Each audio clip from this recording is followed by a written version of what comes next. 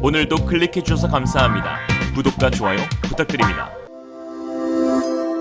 Realism. 역사상 중국을 가장 퇴보하게 만들었던 사건인 문화대혁명의 칼바람이 다시금 중국에서 불고 있습니다. 이에 신장 위구르, 홍콩 민주화 운동 등 인권 탄압으로 전 세계에 강한 지탄을 받고 있는 중국이 결국은 내부에서마저도 여러 문제들이 골마 터질 것이라는 분석인데요. 이대로 가다간 중국이 무너질 수 있다는 자성의 목소리도 나오고 있는 상황이지만 시진핑은 생각을 바꿀 의지가 없어 보입니다. 고맙게도 지난 28일 중국 남부 광시장족 자치구 징시에서는 마치 1970년대의 중국을 보는 듯한 사건이 일어났습니다. 하얀 전신 방호복을 입은 무리의 남성들이 포승줄로 결박당한 채 끌려가고 있었는데요. 이들의 목에는 자신의 얼굴이 크게 박힌 사진이 걸려 있었고 가슴과 등에는 이름이 적힌 팻말이 달려 있었습니다. 누가 봐도 공개 망신 주기로 작정한 듯한 행태에 사람들은 하나둘씩 몰려왔는데 중국 공안은 이들 집 주변에 신상 정보와 사진을 담은 벽보를 붙이고 벽에는 스프레이로 낙인을 찍었습니다. 마치 과거 문화대혁명 때나 볼 법한 공개 망신 주기가 재현된 것이죠. 반현명 분자라는 이유로 홍위병들이 죄인을 대중 앞에 드러내 모욕감을 주는 것만입니다. 이들 4명 중 2명은 중국인, 2명은 베트남으로 확인되었는데요. 베트남에서 중국으로 미입국하는 일을 벌이다 공안에 적발된 것입니다. 게다가 그 가운데 1명은 코로나 양성 반응을 보였고 이에 주민들이 격리되고 병원에 강제 수용되는 등 지역이 한바탕 난리가 나자 중국 공안 당국은 일종의 괘씸죄 적용 및 방어 수칙의 경각심을 일깨우기 위해 이날 공개망신 행사를 벌인 것이라고 강조했습니다. 이에 해외 언론들은 마오쩌둥이 부활했다, 현대판 문화대혁명이 시작되었다, 이보다 더 굴욕적인 인권 말살 행위는 없다며 우려를 표했습니다. 영국 BBC는 공개 망신 주기는 중국 문화대혁명 때나 쓰던 방식이라며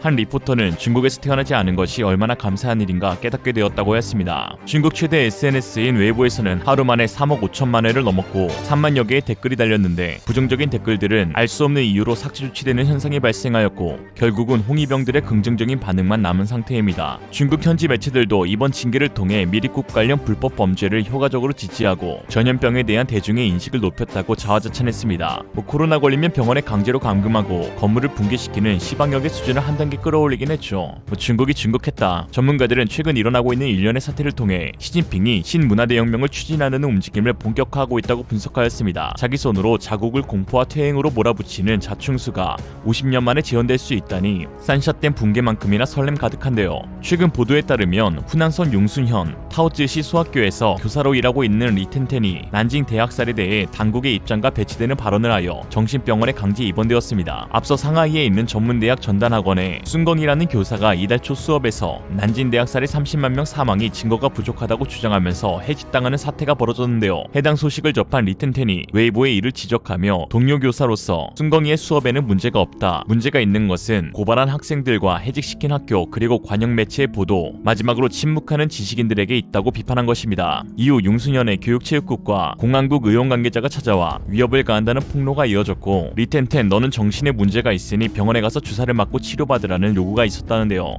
당시 리텐텐은 임신 중인 것으로 알려져 있는데 나는 도망칠 수 있는 방법이 없고 내가 만약 죽게 된다면 나 하나가 아닌 두세 명이 모두 사라지는 것이라고 밝혔습니다. 이와 관련 홍콩 명보는 사라진 리텐텐을 찾기 위해 그의 남자친구에게 수차례 전화했으나 연락이 되지 않았고 리텐텐이 감금되었다는 융순현의 정신병원, 선전부 모두 전화를 거부하였다고 밝혔습니다. 중공에게 있어 임산부라는 고귀한 생명의 가치는 그저 인체의 신비전에 보기 드물게 전시할 수 있는 값비싼 전시품 그 이상 이하도 아니죠. 사라진 리텐텐과 해직당한 순건이 모두 고발로 인한 수사가 들어갔다는 점에서 이번 사건 역시 신홍위병이 벌인 일이라는 게 밝혀졌습니다. 신홍위병들에게 잘 보이려는 중국 교육계, 연예계 인사들의 발버둥은 극심해지고 있습니다. 중국 당국이 연예계에 대한 사상 정화 작업을 강화하고 있는 가운데 중국에서 활동하는 배우이자 가수인 사정봉은 최근 CCTV와 인터뷰에서 캐나다 국적 포기를 이미 신청했다며 나는 원래 중국 사람이라고 말했습니다. 이는 온라인에서 신홍위병이 너 캐나다 사람 아니냐? 왜 중국에서 돈 버냐? 너네 나라로 당장 돌아가라는 댓글이 쏟아지자 이에 나는 중국을 사랑하고 이렇게 멋진 우리 중국을 세계에 알려야겠다는 생각뿐이라고 하였습니다. 중국 당국은 정치적으로 올바른 견해를 가진 연예인만 방송에 출연시키라고 요구하고 있습니다. 방송에 나가기 전에 대기실에서 시진핑 사상을 주창해야 하는 사실은 이미 유명하죠. 특히 키보드 홍위병들 사이에서 외국 국적을 보유한 연예인들의 블랙리스트가 돌아 이들을 퇴출해야 한다는 비난이 끊이질 않고 있는 상황입니다. 사정봉뿐만 아니라 유혁비, 이영길 등 유명 스타들이 이 리스트에 올랐죠. 이런 분위기 속에서 최근 중국에서 활동하는 한국 출신 아이돌 멤버들도 자신의 중국 사랑을 열심히 어필하고 있는데요. 방중 때 사랑의 중국 마스크를 썼던 헨리는 자신의 SNS에 중국 국경절 축하글을 올리는 한편 사랑의 중국이라는 제목의 곡 바이올린 영상 등을 연달아 올려 논란이 됐습니다. 최근에 이가 심사위원을 맡은 중국판 오디션 프로그램 저취시가무 4에 3명의 중국인이 출연해 한복 두루마기를 입고 한국 전통 판소리인 흥보가를 배경으로 춤을 췄는데요. 이들은 공연을 끝낸 후 자신들의 춤에 대해 중국 조선족 전통춤이라고 설명했습니다. 이날 심사위원으로 참여했던 전 슈퍼주니어 멤버 한경 역시 제일 어려운 민족 무용을 고를 줄 몰랐다며 해당 무대를 중국의 전통이라고 해석하기도 했죠. 더 어이가 없는 것은 저취시가무의 심사위원을 맡은 가수는 헨리를 포함 엑소레이, 슈퍼주니어 출신 한경, 유니크 왕이보라는데 이들 모두 한국에서 가수로 데뷔해 인지도와 유명세를 얻어 중국으로 가서 활동한다는 점입니다. 이쯤 되면 한국연예 기획사 입구 앞에 중국인 중국계 오디션 금지 팻말을 적어놔야 하는 거 아닌가 싶은데,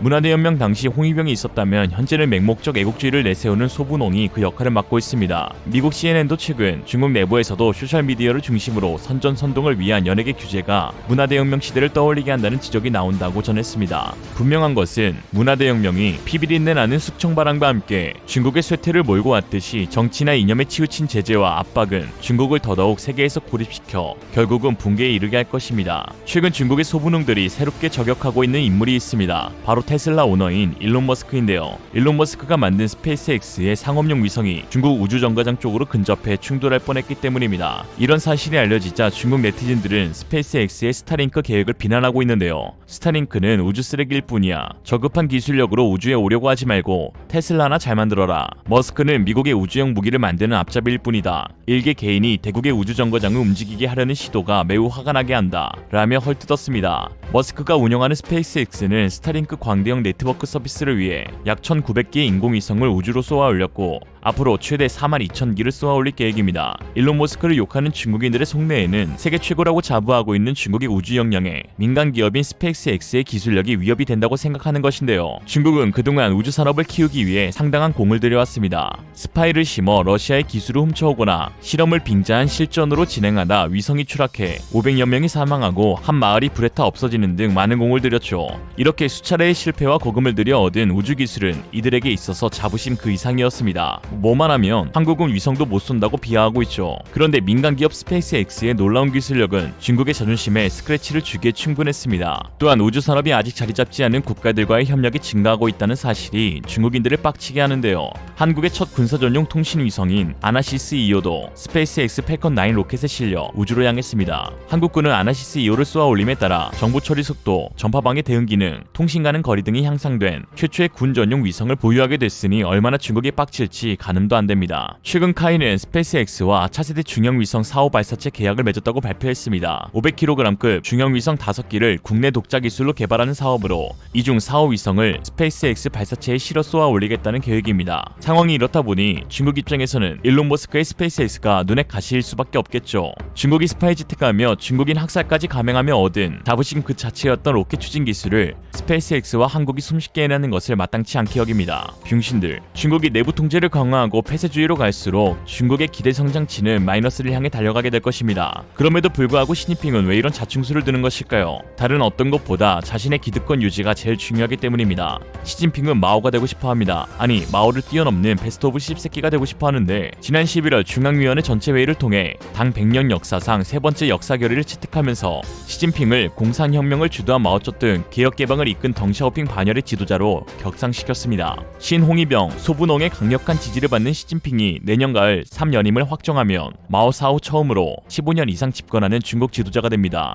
경제가 십창이 나던 반중 정서가 최고조에 달하던 그저 마오만 넘길 바라는 진핑이 그 선을 넘지 마오. 신이 되길 바라는 시진핑은 중국 내 기독교인들에게 신앙을 포기하고 예수 초상화를 마오쩌둥과 시진핑 주석의 초상화로 바꾸라고 강압하고 있습니다. 이에 십자가 양옆에 마오쩌둥과 시진핑이 나란히 놓여지게 되었는데요. 만약 따르지 않을 시 건물을 강제로 폐쇄하거나 모두 당지침 거부 반동 문자로 몰아 징역에 처할 수 있게 되었는데요. 장시성 부양연에서는 지난 11월 중순 월 200위안 34,000원의 복지수당을 받는 80대 기독교인 여성이 하나님 감사합니다라는 말을 했다는 이유로 정부의 원조 목록에서 제외되었습니다. 짱국이 이처럼 인권 탄압과 시진핑 신격화를 가할수록 세계의 고립은 피할 수 없는 운명이 되고 이는 곧 경제 성장률 저하로 이어지는데 이것이 바로 폭동으로 가는 지름길입니다. 힘 좀만 주면 설사죠. 한 20년 뒤 중국인들의 입에서는 결국 나라를 망치는 건 마오와 진핑이라는 말이 나오게 될 것입니다. 오늘의 한 줄 평, 예수가 십자가에서 못 박혔을 때 양옆에 두 사람은 죽어 마땅한 흉악범들이었다.